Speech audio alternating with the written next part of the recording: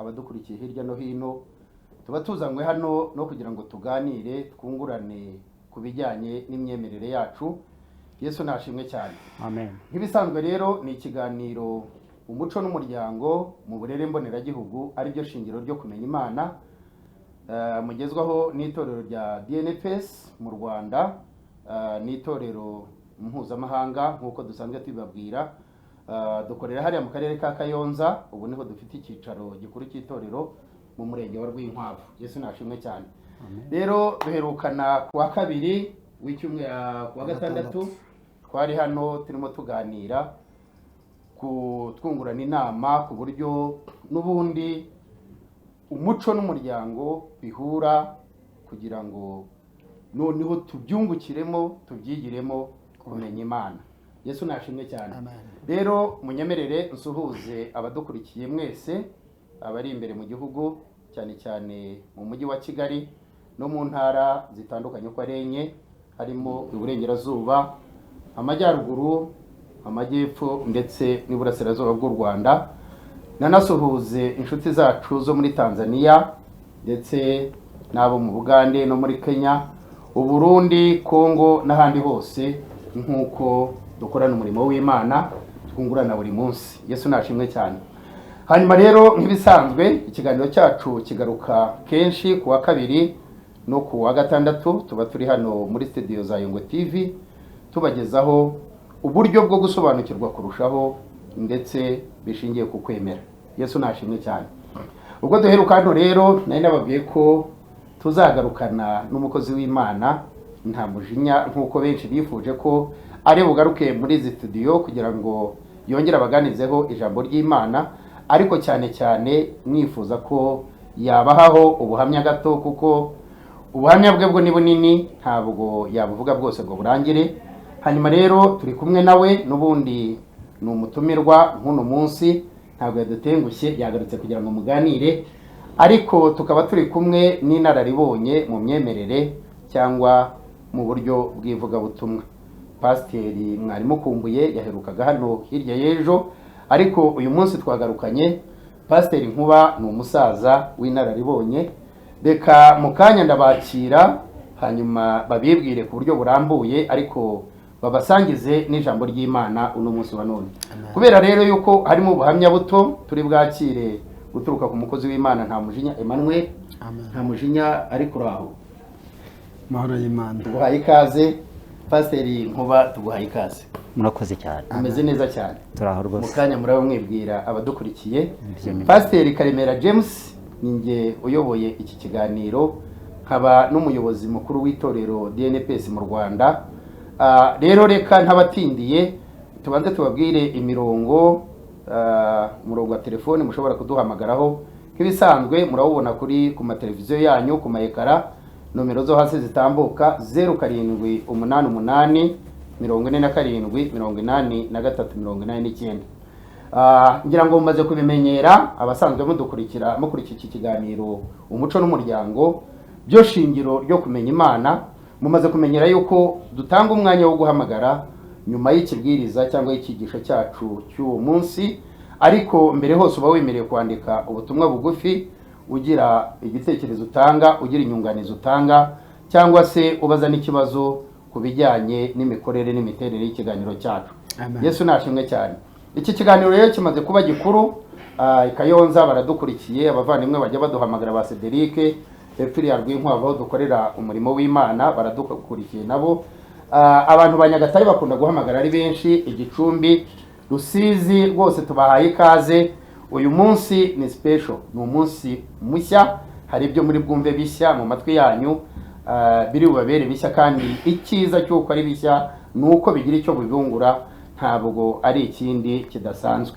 Yesu nashimwe cyane. Hanyuma reka rero mbemerere tubanze twakire abatumirwa bacu. Ndabona bameze neza bose, ari Pasiteri Nkuba, ni inararibonye mu by'uyu murimo. Pasiteri turakwakiriye. Murakoze cyane. Turamahoro pe. Ngaho ibwire abagukurikiye kuri televiziyo. Murakoze, umushumba wacu arakoze cyane. Nanjye koko nkuko mubizi mbanje kubasuhuza, ni mukomere ni mugira amahoro y'Imana. Ubushize nari hano kandi nababwiye yuko mushonje muhishiwe, ari byinshi tuzagenda tuganira. nanjye amazina nk'uko yababwiye nitwa Pasiteri Nkuba Godefroid, nkaba naturutse mu karere ka Kayonza, nkaba nsengera mu itorero ryo mu Kidudu. Ndi umupasiteri rero w'inararibonye nk'uko yababwiye. Igihe ni kirekire nakiriye Yesu mu bugingo bwanjye. Ndasuhuza rero abantu bose bahariya Kanyetonga, aba Kidudu, aba Kiburara, aba Kibimba, aho hose tuhafite inshuti zacu, abakristo bacu, ndetse no mu Bugesera mfitiye abavandimwe, nabo ndizera ko banyumva bambona, n'abandi bagiye bambwira ko batubonye. Mushumba baradukurikira cyane. Amen. Baradukurikira. Iki kiganiro cyarabanejeje. Intego yacu ni ukugira ngo umuco w'u Rwanda, umuco w'Abanyarwanda, ubukristo budashingiye ku muco buba bupfuye, ntacyo buba bumaze, buba bupfuye rwose. Kuko ubukristo buhindura umuntu, bukamuhindurira mu muco, akawujyamo neza, akawinjiramo neza. Niba tubufata umuco w'Abisirayeli uko babayeho, ni byiza ko natwe umuco w'Abanyarwanda ujyana n'ubukristo. Nibyo bizatuma noneho iterambere ryacu rigira umumaro muri byose, n'amatorero tuyoboye. Imana iguhereze umugisha. Ati Abanyakibimba ndabashuhuje, aho hose ho yagiye avuga naho akorera ubutumwa bwiza. Bameze gute Abanyakibimba? Baraho rwose, baradukumbuye, baradutegereje, barishimye, mbese ntiwareba. Nababwiye ko nzaza hano nkabasuhuza, ngira ngo bari kudukurikira, bari kutwumva rwose. Ndagira ngo ahubwo n'abatahazi bazaze baharebe. Amen. Arakoze Pasiteri Godefroid Nkuba. Turi kumwe umusore, ariko ejo bundi warabibwiye kuri umugabo mukuru nubwo ugaragara nk'ukiri mutoya. Ibi kurimo bimeze bite Bwana Ntamujinya? Banje kubasuhuza mwese mu izina rya Yesu. Suhuza abanyagisagara biwacu. Nitwa Ntamujinya Emmanuel, nuyane Kigali mu Gasyata. N'ubu mvuye mu iteraniro, ndi umumisiyoneri. Avuze ngo umuntu wese ufite itorero ntago mpejwe mu itorero rye. Nibyo rwose. Imana rero ibahereza umugisha mwinshi. Nari nabemereye ko uyu munsi ku wa kabiri nzaza tukaganira ku buhamya, ariko abanyagisagara bazi ubuhamya bwanjye ndabashuhuje. Imana ibahumurize. Abanyamugombwa ko kariho mvuka ndabashuhuje bose. Kandi itorero ryavuze ngo ningera kuri televiziyo suhuza Abanyarwanda bose n'abari mu mahanga. Abanyarwanda bose mwakire ikaze mu izina rya Yesu. Amen. Ntamujinya ati Abanyarwanda bose mwakire ikaze mu izina rya Yesu. Bwana Ntamujinya, uti abanyagisagara bazi ubuhamya bwawe? Nabashuhuje. Nutazi ubuhamya bwanjye Gisagara azubwandereye. Ngira ngo wari uri hano ku wa gatandatu twari kumwe tuganira n'abari badukurikiye bose. Televiziyo ni isi yose ibidukurikiye. Ikimenyimenyi ni uburyo abantu bahamagara bagisha inama, babaza ibibazo. Ngira ngo naho naviriye hano harabona agiye nakira nkaganira nkafasha. Niyo ntego nkuru y'itorero ryacu ya DNPS, nuko tugomba kwigisha abantu kuba abigishwa ba Yesu. Ngira ngo maze iminsi mbisobanura, rero ntago waba umwigishwa wa Yesu utarasobanukirwa aho ukomoka. Ese Yesu ninde? Umwigishwa we aba ari muntu ki? Yesu nashimwe cyane. Ni ibiganiro bizakurikira nyuma y'izina nararibonye ngenda mbatumirira kugira ngo twubake umuryango wa Gikristo mu Rwanda. Ubwo rero inyigisho zo zirahari, kandi nicyo cyatumye tuza kuri televiziyo kugira ngo twigishe benshi uburyo bwo guhinduka kuba abigishwa ba Yesu, kandi bishingiye ku muco n'umuryango. Yesu nashimwe cyane. Amen. Kristo yaravuze ati ndi umuvandimwe wanyu. Pastor Karame. Ese Yesu yagombaga kuba umuvandimwe wacu gute? Kuki yabivuze? Nuko tutari tubizi. No kutabimenya nabyo byarimo, kuko urabona Abanyarwanda uburyo bamenye Imana ni mu kinyejana cya vuba. Ariko Yesu yabayeho mbere y'imyaka 2000. Noneho rero kubera iyo mpamvu, kuba yaravutse nk'umuntu nicyo kituma avuga ko turabavandimwe. Twese dukomoka kuri data wa twese. Yesu nk'Imana, Yesu nk'umuntu. Ukuvuga rero mu ruhande rw'umuntu ni umuvandimwe, turabavandimwe. Ariko mu ruhande rw'Imana noneho ni data wa twese, kuko yahozeho na mbere y'uko isi ibaho. Yesu yahozeho mbere y'uko isi ibaho. Amen. Amen. Abadukurikiye rero ngira ngo murumva ko uyu mugoroba ari umugoroba udasanzwe mu buryo bwo gusobanukirwa. reka tubanze twumve inararibonye Pasiteri Nkuba Godfrey tumwakire aduherezeho ikiganiro kigufi kugira ngo tuze kubona nuko twakira umuvandimwe Emmanuel kuri cya kiganiro yabasezeranyije ariko gishingiye ku butumwa bwiza ngira ngo waje witwaje. byose ni ubutumwa bwiza. Imana iguhereza umugisha cyane. Pasiteri Nkuba rero tuti umuco n'umuryango. Umuco n'umuryango twagerageje gusobanura ihuriro ryawo mu kiganiro cy'ubushize twari tukiganirira mu kiganiro cyitwa unguka kumenya Imana. Uyu munsi ikiganiro cyarahindutse kuko hagiye ikiganiro cy'itorero DNPS tukita umuco n'umuryango mu burere mboneragihugu ari byo shingiro ryo kumenya Imana. Nibyo. Ese wadusobanura gute ukuntu umuco n'umuryango byaba ishingiro ryo kumenya Imana? Ese umuco uhurira hehe n'umuryango? Imana iguhereza umugisha. Murakoze cyane. Nkuko umushumba abivuze, umuco n'umuryango bigomba guhura kandi bigahuzwa kuko bifitanye isano. Ubundi umuco ni kavukire. Umuntu afite uburyo avuka mu gihugu yarerewemo cyangwa se ababyeyi be babayemo. Iyo avutse ni ukuvuga ngo icyo gihe icyo asanze ababyeyi be ba kera bakoraga nawe nicyo akora. Noneho bigatuma noneho mu muryango kwaguka, kugenda umuryango waguka, abantu bashyingirana, bagenda bahana inka, bahana abageni, ibyo bigenda byubaka umuryango ukaguka. Noneho rero hakivangamo noneho n'ubukristo. Mu by'ukuri hari ibintu usanga ubukristo hari icyo buhindura umuco utari mwiza bukawugarura mu murongo, umuco ukaba mwiza. Ariko hari ikintu gikomeye cyane ngira ngo turi busome no mu ijambo ry'Imana, ni uguhuza kw'ababyeyi ari bo shingiro ry'umuryango. Ni ukuvuga ngo umuryango ni bande? Umuryango ni umugabo, ni umugore we, Imana yavuze ko ari umubiri umwe, noneho n'abana babakomokaho, ibyo bikitwa umuryango.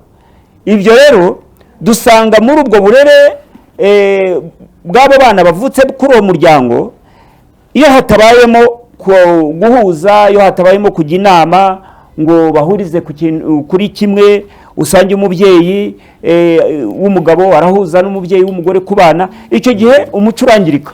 Abana bafata indi mico itari y'Abanyarwanda. Tujya tubibona mu myambarire, tujya tubibona mu mivugire yaduka igenda iboneka, ariko ubusanzwe Abanyarwanda tugira umuco wacu twihariye wo kwiyubaha, w'ubupfura.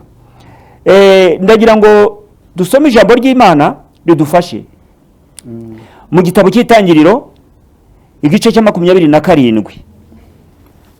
Ndagira ngo dusome turebe inkuru ihari y'umugabo n'umugore n'abana, uburyo haje kuvukamo ibibazo nyamara biturutse kutumvikana kw'ababyeyi ngo bahuze nubwo batatonganaga.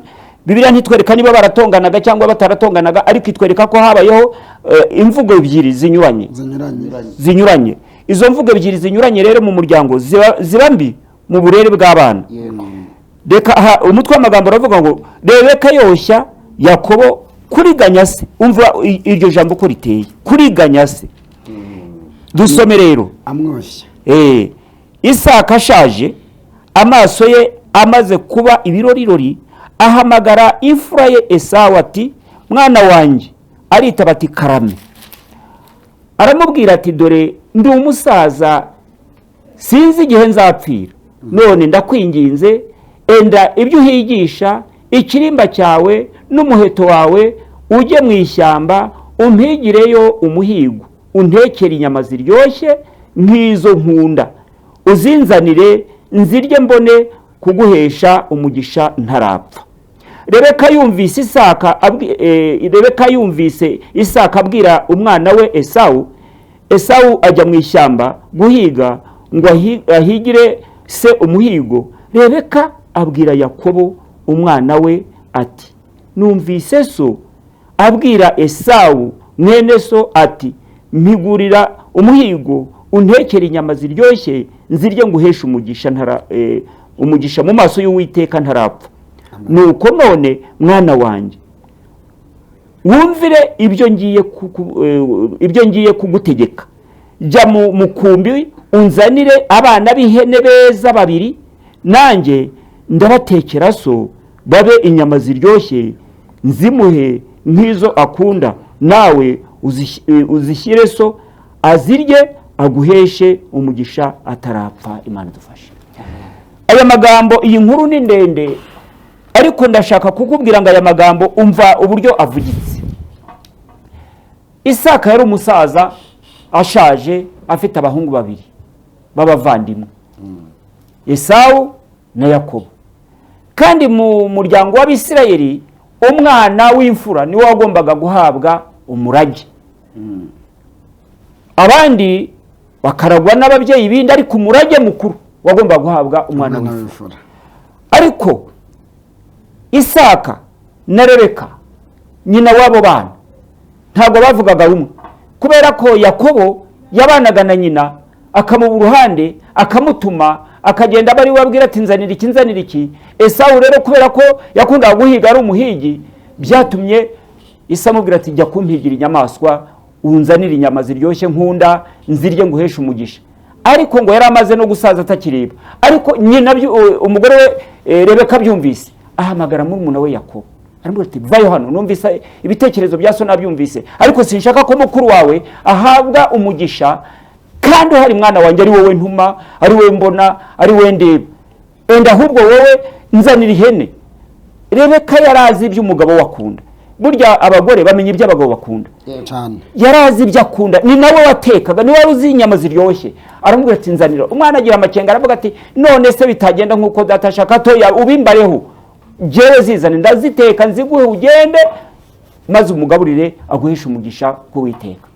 Izo mvugo ebyiri zitandukanye, umwe arareba Esawu, undi arareba Yakobo. Murumva ko namwe icyo gihe ibintu byari bihindutse, aho ntabwo bari bahuje. Urumva ko cyari ikibazo. Ibi bintu rero byaje kugira ingaruka. Yakobo koko nyina yarazitetse, Isa arazirya, amuhesha umugisha, kandi umugisha wagombaga kuba uwa mukuru we arawumuriganya. Ariko nyuma yaho mukuru we yaje kubimenya, ararakara, aramuhiga kugeza ubwo amumenesha, aramwirukana ashaka kumwica. Kuva ubwo amakimbirane aratangira, ndetse na bugingo twumva ko Esawu niwe wakomotseho Abanyedomu, kandi Herode washatse kwica Yesu yari Umunyedomu. Urumva ko ni mu muryango wa Esawu. Yankurikiza imbi rero y'urwangano rwatewe n'ababyeyi, gutonesha abana ntibabarebe kimwe, ntibabumve kimwe. Byakabaye byiza rero abantu mu muryango, abantu mu muco bahuriza hamwe. Umubyeyi akamenya ati uyu mwana wanjye nuwanjye, nawe akumva ati icyo mushakira nanjye nicyo nanjye mushakira, twese tubategurire ejo habo hazaza kandi heza, batabatemo inzangano. Ndagira ngo rero aho hantu wumve, aho niho wumva ko umuco ari ngombwa mu burere bw'abana n'ababyeyi bagahuriza hamwe. Ngiki cyavuye umuryango, ni wa muryango rero. Yesa guhereza umugisha. Murakoze cyane. Ni ukuvuga ngo aba bantu ababyeyi badahuje bibasha kwica umuco. Kandi iyo umuco upfuye umuryango ugira ute? Urahona. Urahona. Bapfa rwose. Imana iguhereza umugisha cyane. Pasiteri Nkuba, Imana iguhe umugisha. Urumva inararibonye yawe, hari n'umaze kwandika avuga ati inyigisho yanyu ni nziza rwose, mukomerezaho. Imana ibahereza umugisha cyane. Urumva icyo turimo turwana nacyo ubu ni ugusegasira iki? Umuryango. Gusegasira umuryango. Kandi uyu muryango ntabwo turi buwushobore igihe twamaze gutakaza umuco. Ntibishoboka. Kandi umuco ari we uyoboye umuryango. Inshuti mudukurikiye, nomero muhamagaraho, turabahereza akanya nyuma yo kumva umutumirwa wa kabiri, ariko ni ya yindi ni 0788 47 83 89. Murayibona ku mayekara yanyu. Hanyuma Pasiteri Nkuba adushoreje neza avuga ati ntabwo ubu buriganya bw'umubyeyi umwe utarumvikanye n'undi, umwe agashyigikira umwana ariko we ashingiye mu muco, undi agashaka kuyoborwa n'amarangamutima ye, byatumye yica umuco kandi bigira ingaruka kuri aba bana, kugeza naho ukurikiye mu kinyejana cyakurikiye hari hakirimo inkurikizi y'umwe guhiga undi. Kandi ibyo dusanzwe tubibona Banyarwanda mudukurikiye, bakristo, inshuti z'Imana, abapasiteri mwigisha amatorero hirya no hino, rwose biba bisaba ko iki kintu umuntu akivugaho koko nk'ukuri, umuntu akakigereranya n'icyo turimo uyu munsi. Dufite inkurikizi nyinshi cyane ku bijyanye no kudahuza ku burere bw'abana bacu nk'ababyeyi. Ubwo rero impuguro ni izanyu, munyemerere iminota irimo iragenda, mu kanya abandika ni benshi, ariko reka tubanze twumve nta mujinya nk'umutumirwa we yari afite umwanya munini, ariko ikiganiro nyirizina gisa naho kireba umuryango n'umuco ugize uyu muryango, cyangwa icyuzuzo cy'umuco nuko habaho umuryango. Nta mujinya. Ubushize wavuye hano usobanuye kuri iki kintu ho gato, ariko abantu bifuza ko ubaherezaho ubuhamya gatoya, ariko ubuhamya budaherekejwe n'ubutumwa bwiza. Rimwe na rimwe hari igihe ntago babura ubuhamya, bari amateka. Aha, turakwakiriye rero, ubwire abadukurikiye icyo wabasezeranyije. Nabasezeranyije ko nzagaruka nkabaha ubuhamya, ariko ubuhamya bwanjye ni burebure keretse maze nk'amezi 2 kuri kamera. Ubwo rero nongeye kubasuhuza mu izina rya Yesu. Nari ndimo ndavuga ngo ndasuhuza ab'i Butare muri Gisagara, mu murenge wa Mugombwa mu karere ka Gisagara. Musuhuze mwese ababasha kudukurikira hano kuri Yongo TV, turabashimiye. Nanjye n'umuryango turabashuhuje, mfite umudamu n'abana 2, tumeze neza, twiteguye wa gatatu pasiteri. Twiteguye wa gatatu, nahawe umugisha n'Imana. Urahuza mu kubarera? Tudahuza naba nabivuze. Tudahuza ntabwo naza. Abamo wa muco wacu wo guhishira. Ntabwo naza rero. Buriya ntabwo naza kuvuga ibintu bifite nk'igisebe. Nuko mbanza nkabivurwa, nkabona kuza kubivuga hano kuri televiziyo. Ubwo rero turabashimiye abadukurikiye mwese, n'abari mu mahanga n'abasha kudukurikirana, ab'i Bujumbura aho mperuka mu giterane cyaho, nabo ndabashuhuje badukurikirane. Abari muri Kongo tuhamaze iminsi tuhakorera igiterane, nabo ndabashuhuje, n'ahandi hirya no hino. Imana ibahereza umugisha mwinshi. Ubuhamya bwanjye njya nkunda kubuvuga, hari n'abaza kundeba hano ku Kinamba aho nkorera, baje kugumaho neza twicaranye. Ni ubuhamya bukomeye ariko bunoroshye cyane, kubera ko ibikomereye abantu ku Mana babyoroshye. Mu myaka yanjye navutse sanga papa ari umupfumu.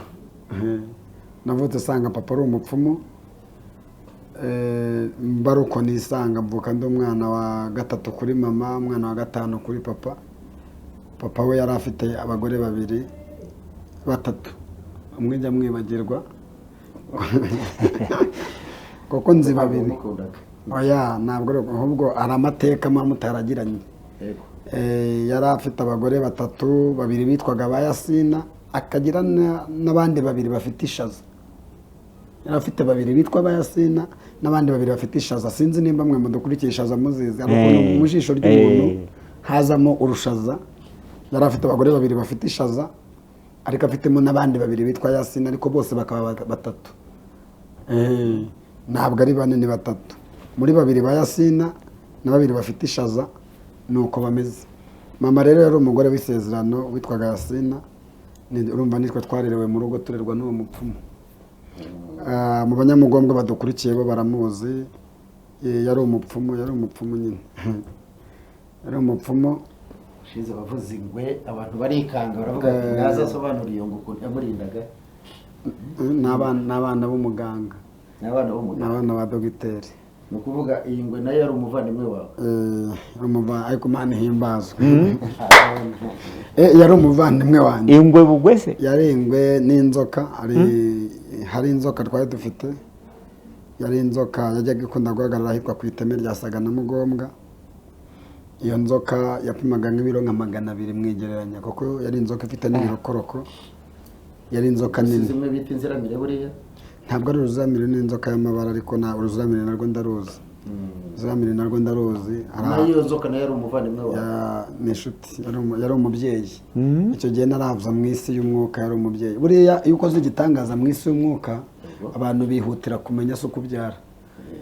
bihutira kumenya se kubyara. Niyo mpamvu maze no gukizwa nagize papa wundi umbyara mu mwuka nk'uko nari mfite data umbyara mu mubiri.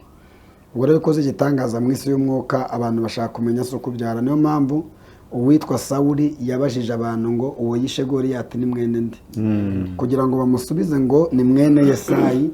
Avuze mwene Yesayi basanga Yesayi yabyaye Eliyabu na Abinadabu na Shama, abasirikare bakomeye mu gisirikare cya Sawuli. Byumvikana ko kuba Yesayi yabyaye intwari ni ibintu byoroshye. Aha naho yaza kuba atari mwene Yesayi bari kuba ati n'abamaji n'abapfumu, ariko kuko ari umugabo ubyara intwari niyo mpamvu abantu bahise babyakira bagakoma amashyi bavuga ngo Dawidi yishe inzovu, Sawuli yarishe igihumbi. Rero nanjye byabaye ngombwa nisanze mu buzima bwo kuvuka ku mugabo witwa Nkurunziza Andereya, wari utuye ahitwa kuri Nyagakecuru muri Mugombwa kuri Nyagakecuru niho yari atuye, ni naho bagituye n'ubu barumuna banjye na mama, umuryango wanjye niho uri. Noneho mavuka ndi umwana wa 3 kuri mama, wa 5 kuri papa. Muri uko kuvuka habayeho ko nangira kurya ibyo kurya byo mu bakurambere, no gutungwa n'ihene y'ibara rimwe, za nyama z'ihene y'umukara.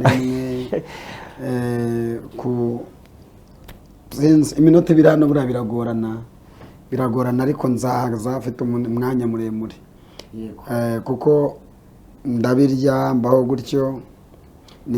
Nihuse rero mu icamake n'igihe wari waratambwe, n'igihe wari warateguwe ko nzamusimbura.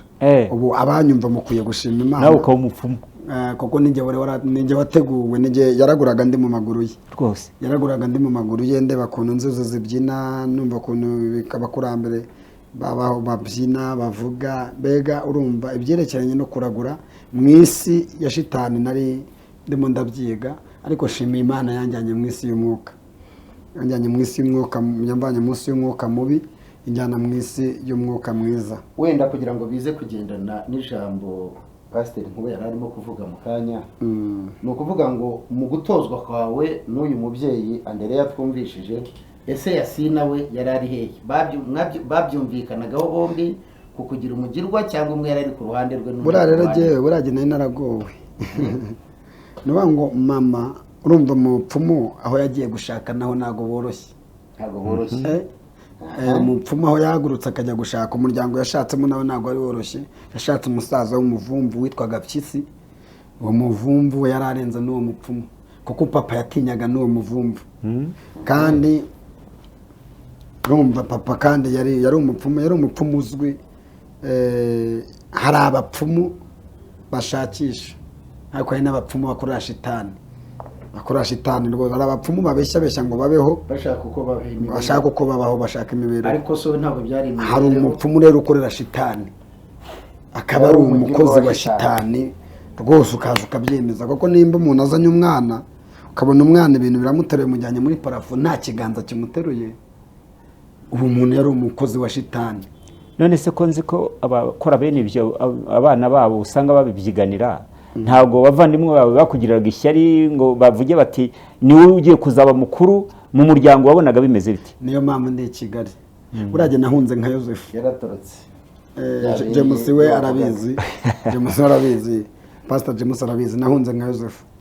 Na kwabaye gutoroka, nza n'ikimodoka gitwaye amakara nenenye nzi Kigali, ntoroka acika, ariko Imana irampamagara. Rero aho naringeze iyo ugasanga bateruye injerekani z'urwagwa bateretse ahantu nta muntu uhari, ni mwebwe muhari muri abana aho, bakaguga ati genda utore ya njerekani ujyane mu zindi, urwagwa rushizemo. Urumva kandi batigeze barusuka ngo, kandi niyo nzoka yiyereka gwishatse kwiyereka ashaka ikaba ubusa, ikaba ubusa nyine, ikaba ntayihari, ariko wabishaka ukayibona. Papa we yarakaze. Bivuze ngo niyo ngwe yiyereka gwishaka kwiyereka ashaka ikaba ubusa. Kuko hari igihe nabonye byinshi mwabasanga. Wenda reka turaza no kugenda tugucamo nubwo bitoroshye kubagukurikiye kandi bifuza ubu buhamya. None nta muji, urumva aha biba bitumye natwe tugira uburyo tukubaza kugira ngo dufashe abagukurikiye, wenda bijyanye n'umwanya muto dufite. Ubwo buryo watozwaga kuba umugirwa wa Nyabingi cyangwa wa shitani, n'uburyo waje kubicika ukaza i Kigali ugahura na Pasiteri James mugakomezanya. Ese biduhurize uburyo ibyo bintu wabicitse ntubumugirwa, noneho n'uburyo winjiye mu gakiza, noneho uyu munsi ukaba uri umuvugabutumwa, kugira ngo abadukurikiye wenda tutaza kubaciramo hagati, kuko ubuhamya bwo ni burebure, ndabizi uzabutanga n'igihe kinini. Sa n'uduhuriza urwo rugendo, turebe ni irihe jambo ryagufashije cyane kugira ngo ucike hano ujye ku ruhande rwo ku uyu munsi urimo kumena amabanga ya Satani. Ntaryo nuvuze ngo ntabwo jye nahamagawe mbishaka, na gusa hari ijambo nasomye nyuma yo guhamagarwa menya impamvu nahamagawe, ndavuga ngo abo namenye kera narabatsindishirije, kandi abo natsindishije nabahaye ubwiza, abo nahaye ubwiza narabaneshereje. bivuze ngo twebwe nabonye ko nari naramenywe kera. Soma no muri Yeremiya ibice cya mbere umurongo waho wa 12 ubanza, aravuze ngo nakumenye narakurema umwezi utaravuka, negura uko uzabaho kugeza upfuye. Bivuze ngo giye shobora kuba kwa Andereya naramenywe nararema, kuko no gukizwa kwanjye sinabishakaga. Nabaye nka Abrahamu sogokuruza, yari kwatera acuruje ibigirwamana, Imana imusanga atayizi Imana. Ntabwo jye nigeze njya gushakisha Imana, ahubwo yarashakishije. Rero urumva na jewe nirirwaga ndinze inzoka yishwe mu myaka yanjye 5, 7, 9, nirirwaga ndinze inzoka yishwe kugira ngo oya ni inzoka zindi yishwe kugira ngo imweshwe itabi, kayica kayanika kayuma kagapapuro kayo, so uyica cyangwa ari yanzoka yindi we yari wayishe akayica akagapapuro bako nakwica inzoka yitwa imiri, kagapapuro kayo akakamwesha itabi, akakamwesha itabi. Dataracyariho turavuga naso ariho aracyari ubwo ariko sa cyakora uwo murimo ibyo nzagusubiza mu cyiciro cya kabiri. Nibyo uyu munsi ni abadukurikiye n'intera amatsiko muri make, bafite amatsiko yo kumva nta mujinya wavuye aha akabageze. Njyewe rero naje Kigali ubwo nzabahomya ko ibyo byagiye bibaho, ariko naje Kigali nzi Kigali nje ku kimodoka gitwa amakara nkuko izindi marine zigenda, ariko nzanorotse kubwizo mbaraga. Urumva nari mfite imbaraga zinkoreramo n'ibintu byinshi, ari byo ubona ibintu byinshi, ari byo ukurira mu muryango mubi ukabona ibyinshi bikaguhahamura cyane, bikakugira intare kandi utari intare. Ndahamuka kuko nuko noneho nzi Kigali nibwo twahuye na Pasiteri Karemera James, maze iminsi imyaka nk'ingahe mu muhanda ariho nibera. Ubwo mu badukurikiye iby'umuhanda byo niba bimbaze cyane, kuko abana bo muhanda ndabashuhuje nabo nanabihanganisha, kuko igihe kizagira nabo babe abashumba bahamagarwe n'Imana. Nibyo ubwo mara imyaka myinshi mu muhanda, njya kwiga gukina karate kuko numvaga ashaka kuzagira ibintu nkora byerekeye na karate. Niga gukina karate bimera nk'ibinampiriye birampira, ariko marayika atangira kuntekereza ikindi ari bunkorere.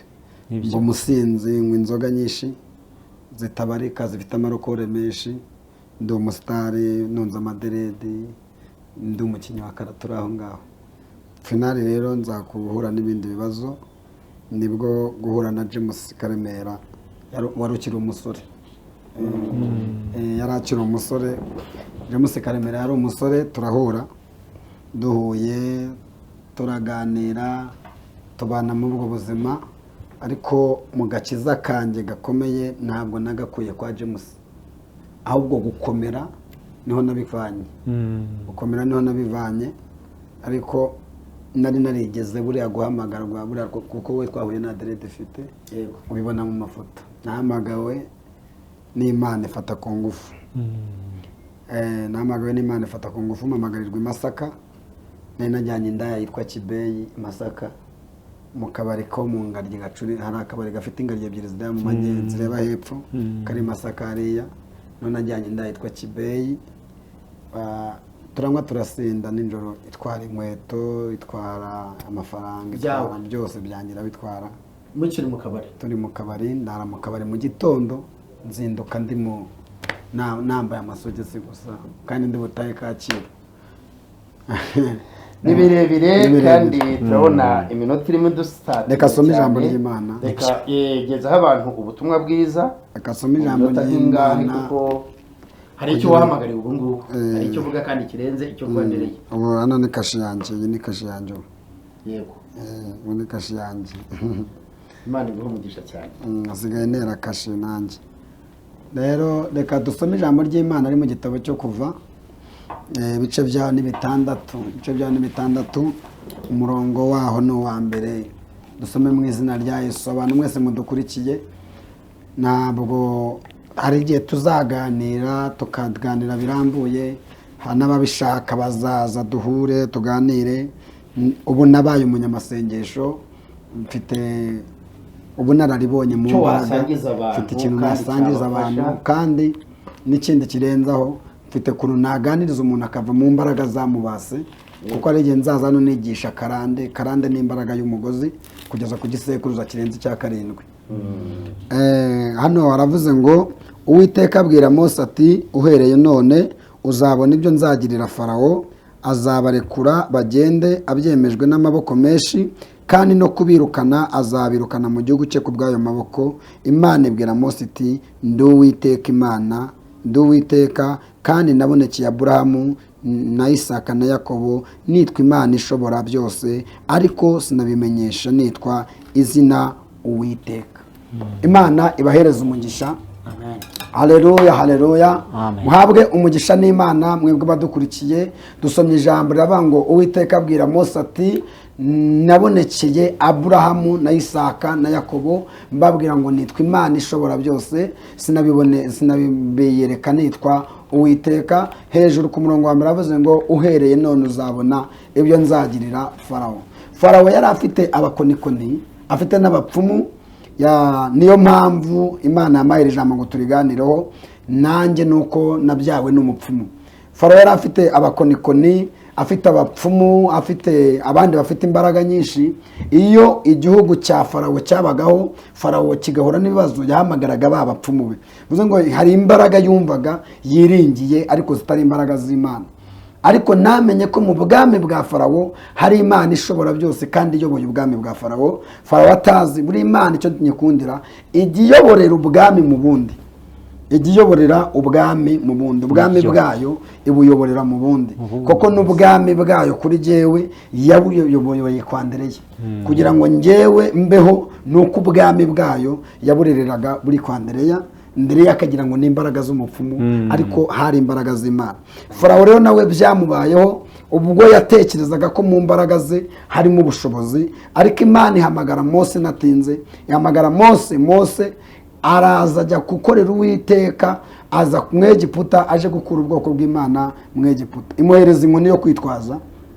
Iyi nkoni yo kwitwaza abapfumu bari bazifite. Burya ibi bitangaza aba bakozi b'Imana bakora n'abapfumu barabikora.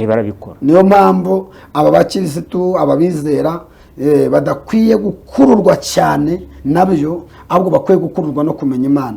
Kuko bigeze kubaza Yesu, uravuga ngo tuzababwirwa guki? Yari amaze kubabwira muri Matayo 24:24, aravuga ngo hari abantu baziyita Kristo n'abahanuzi b'ibinyoma, bagakora ibimenyetso n'ibitangaza bigendana nabo, ngo babone uko bayobya intore nimba bishoboka.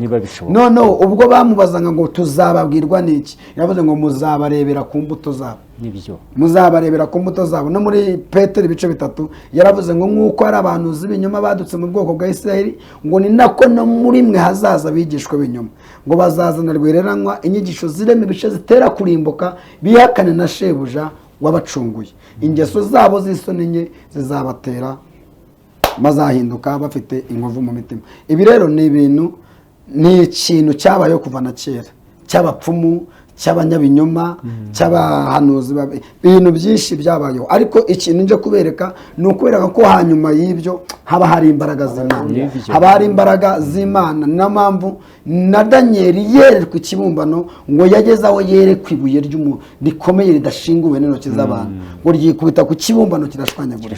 Abakristo rero bakurikize iby'Imana ibashakaho mbere y'uko babona icyo bashaka ku Mana.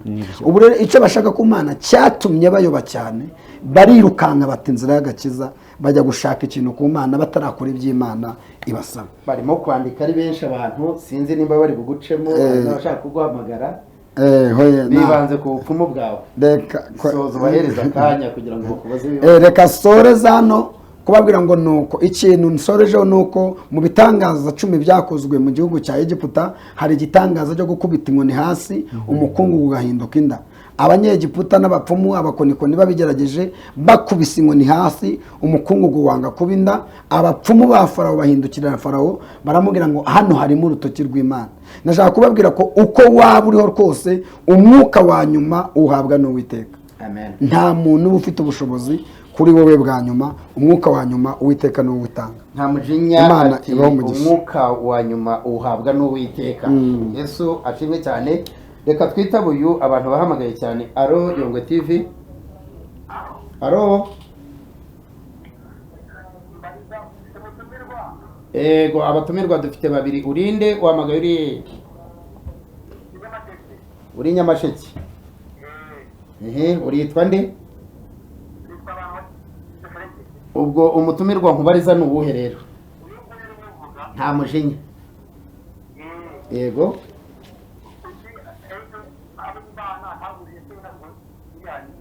Abiki?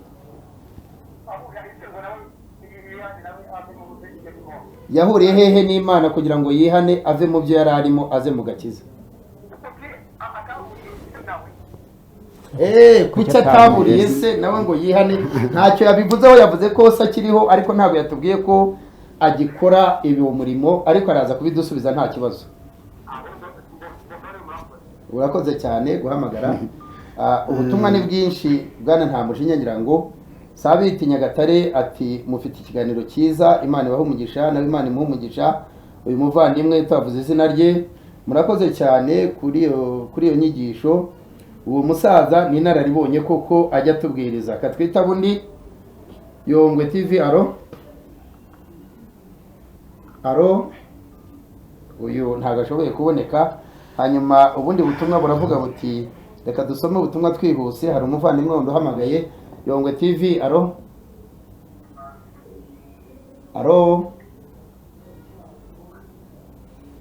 ntabwo arimo ku ntabwo arimo kutwumva uyu muvandimwe. Amarezo ashobora kuba ari ikibazo.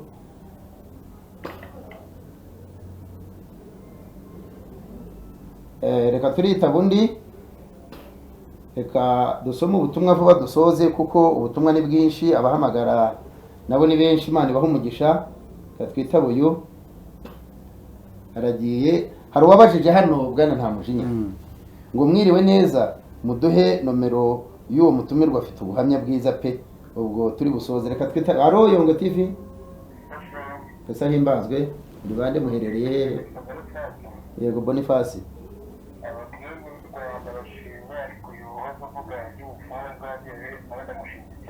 Yego. Ariko ngo bagize kuri ibi yabona mu bantu yase bikazamukurikirana kera. Ntabwo yagira ate? Yaramenye nanga yenda yase koreshaga. Amaze igihe mu gakiza kanini cyane kandi nta kirenze hejuru y'amaraso ya Yesu yamumenewe. Naranabishenye. Kandi ngo yarabishenye cyane rwose. Ngo yarabishenye nta bikiriho. Amen. Murakoze cyane. Reka twita bundi Yongwe TV. Aro Pesa himbazwe. Esther ukorera he? Ari ku Ruyenzi. Ku Ruyenzi. Yego Esther. Ni kuri Yongwe. Uwo ninde rero? Abatumirwa ni babiri. Nta mujinya? Hari uko byari bitameze neza mu muryango wanyu? Hari uko wenda ureba nk'ibintu umuntu wenda ukabona wenda ufite ibintu bimwe undi akagira ubundi bikenda nko gutara mu muryango umwe. Abantu bakavuga ngo ni karande hakagira wenda umuntu agera akavuga ati ibi bintu birimo imyuka mibi ikomeye birashoboka ko umuntu akasikura, ariko wenda zimekize ndamusenge nta hantu umuntu atakura kuko Imana itakura umuntu, Imana imuha umugisha namwe Imana iguhereze umugisha Karande cyane. turazisengera. Ubundi nta kiri hejuru y'amaraso ya Yesu, uwakiriwe amaraso ya Yesu abahanaguweho byose, nta karande nyuma y'urupfu rwa Yesu. ikibyawe n'Imana kinesha isi. Imana iguhereze umugisha cyane. Turasoza kuko iminota iratugendanye. Abandika ni benshi. Nitwa Nkotanyi, mudusabire nta mujinya azatwigishe ku by'amadini. Murakoze. Arabumva nawe. Umusaza n'inararibonye rwose ibyo asobanuye ni byiza. Reka twitabe uyu nguyu tunasoze twegera musozo. Yongwe TV, alo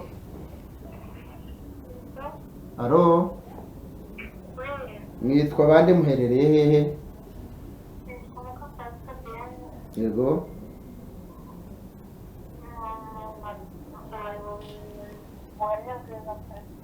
abahaye ubuhamya bwiza, ubwo ni nta mujinya. Hari icyo bigufashije inyigisho ye irakubatse uno munsi wa none?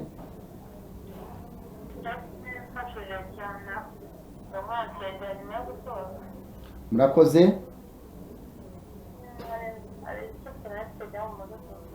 Turamusengera Turagusengera mu izina rya Yesu, kandi icyifuzo cyawe Imana yamaze kucyumva. Murakoze cyane guhamagara. Reka telefoni ni nyinshi, reka dusoreze aha ngaha tubibutsa ko ikiganiro mu gitegurirwa n'itorero DNPS mu Rwanda, biciye mu mushumba mukuru Pastor Karemera James ariwe ngewe. Hanyuma ikiganiro nyirizina cyubakiye ku muco n'umuryango mu burere mboneragihugu, ari byo shingiro ryo kumenya Imana. Turashimira umutumirwa nta mujinya, Imana imuhereze umugisha cyane, na Pastor Nkuba nawe Imana imuhe umugisha. Reka nemerere buri wese Pastor asezere n'ijambo rimwe wabwira abadukurikiye, hanyuma nta mujinya uraza gusenga mu munota umwe usabira abari badukurikiye bose. Ikiganiro ni ikigarura kiragaruka. Tugira ikiganiro kuri televiziyo Yongwe TV buri wa kabiri saa 11 n'igice, saa 11 kugera saa 12, no kuwa gatandatu saa 7 kugera saa 8. By'umwihariko kuwa gatandatu dufite umutumirwa, umubyeyi wacu twese dukuraho ibyo tuvuga. Tuzamuvuga hari hano. Ni umubishop, ni umubyeyi mukuru, kandi ni umuntu wumva cyane uburere mboneragihugu. Ubwo rero mbararikiye kuzamukurikira. Reka twumve Pastor Nkuba mu isogonda rimwe. Ndashimira abadukurikiye bose n'abagiye batanga ibitekerezo, kandi mbabwira ko intego dufite nuko abanyarwanda bagomba guhinduka mu mico batakaje, bakongera bakagaruka mu muco nyarwanda ushingiye ku Kristo. Ndumva muri make tutarangirije tuzakomeza kugenda tutambutsa ibyo biganiro. Murakoze cyane. Umugisha cyane. Pastor Nkuba ni umuyobozi mu itorero ryacu DNPS, azagaragara kenshi muri iki kiganiro ayoboye n'abandi batumirwa. Tuzajya tubatumira, ariko hari n'umunsi nyirizina twebwe nka Pastor James nzaba natangiye inyigisho yanjye kuri iyi insanganyamatsiko ivuga ku muco n'umuryango. Nta mujinya. Shimira abakunzi bawe, hanyuma ubahe na numero cyangwa turi buzibahe nyuma, ariko unanabasengera tunasoza ikiganiro mu munota umwe kuko iminota y'abandi yatugendanye. Ndabashimiye mwese mu izina rya Yesu. Ijambo ngira ngo mbabwire ni uko umuntu wese imbaraga zose zaba zimwirukaho, imbaraga zaba zimurwanya, ikintu cyose cyaba cyaragufashe nk'ububata, wemerewe kukivamo wowe ubwawe ukajya mu bubata bwa Yesu, ukabatwa na Yesu. Kuko nanjye nigeze kuba imbata y'ikindi kintu. Kuragira inzoka nibwo ntabwo byoroshye. Nigeze kuba imbata y'ikindi kintu, ariko ubu ndi imbata ya Yesu. Ubwo nomero zo umuntu uzishaka yazifata azihawe na Karemera James. Ndumva wazazibamera, kuko umuntu wese ushaka ko ari ushaka ngo nzamuhe ubuhamya bwiwe, ari ushaka ngo nzamusure ku itorero, ari ushaka ngo tuzaganire, ari ushaka ngo nzamusengere cyangwa nzamwigishe ukuntu yava mu zo mbaraga, uwo ari we wese azaka nomero Pastor Karemera James. Ni umubyeyi wanjye. Rero n'ingaruka nzababwira uburyo ki twahuye mutekera mu gikoni. Mutekera mu gikoni. Muhabwe umugisha w'Imana mu izina rya Yesu. Mwami ndagushimiye, izina ryawe nirihabwe icyubahiro. Waravuze ngo uzakura Abisirayeli mu buretwa, ubakura mu buretwa bwa Egiputa, niko umuntu wese ufite umuryango uri mu buretwa turasenze kugira ngo umwuka w'umwami Imana mukure mu buretwa, yinjire mu mbaraga z'Imana nk'uko wabyanditse mu gitabo cya Yohana mu bice 4 mu bice 5 umurongo wa 4 ukavuga ngo icyabyawe n'Imana cyose kinesha isi, kandi uku nuko kunesha ngo kwanesheje isi no kwizera kwacu. Turasenze kugira ngo umuntu wese ukurikiye Yongwe TV ahabwe kwizera, ahabwe imbaraga zo kwizera, kandi Imana ikiza ubugingo bwabo, ikiza n'ubuzima bwacu, kugira ngo umwuka w'umwami Imana ubane nabo. Abafite abantu barwaye indwara z'ibisazi, abafite abantu barwaye indwara z'abadayimoni, abafite abantu batambye kuzimu, abafite abantu baterekereweho, abafite abantu babambwe, abafite abantu bamurikiwe, abo bose tubakuje imbaraga z'amaraso ya Yesu kugira ngo bakire gukomera guturutse mu biganza by'Imana. Umugisha w'Imana nubane namwe mwese abadukurikiye, kandi mwakire kubohoka guturutse mu mbaraga za Yesu, mu izina rya Yesu, amen. Imana ibahe umugisha. Imana ibahereze umugisha. Ikiganiro nakagaruka n'itorero DNPS, Pastor ni Karemera James. Shalom. Shalom. Imana ibahe umugisha, tuzongera tuganire naho butaha. Haleluya, ndabashuhuje. Ni Pastor Karemera James, umuyobozi w'itorero DNPS mu Rwanda. Kurikira ikiganiro umuco n'umuryango, ari ryo shingiro ryo kumenya